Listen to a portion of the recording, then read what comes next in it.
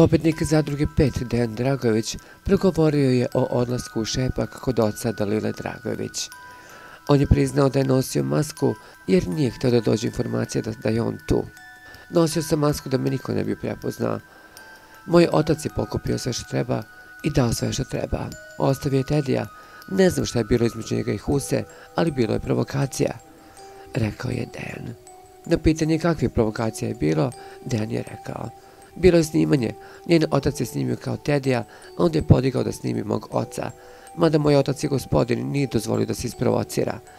Taj auto moram da prodam jer je ostao dug za telefon što sam uzeo i taj telefon mora da se plati. Ja ga ne koristim, koristi ga druga strana, ali platit ću te stvari. Ostalo me ne zanima, ja ne tražim da iko plati to, ja ću platiti. Sve što je na mom imenu ja ću uzeti i platiti sve što treba, rekao je Dejan i dodao: da sam otišao u kuću, to bi bilo iskorišćeno u medijima, a ja to ne želim. Ne želim da se bavim tim stvarima i ne želim da se priča lome na mojim leđima.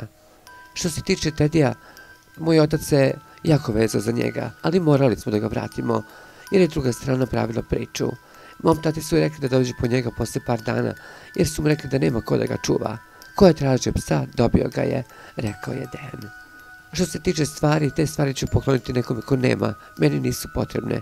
Mogu ja da nosim šta želim, Dalila na aparatima, rekao je Dejan.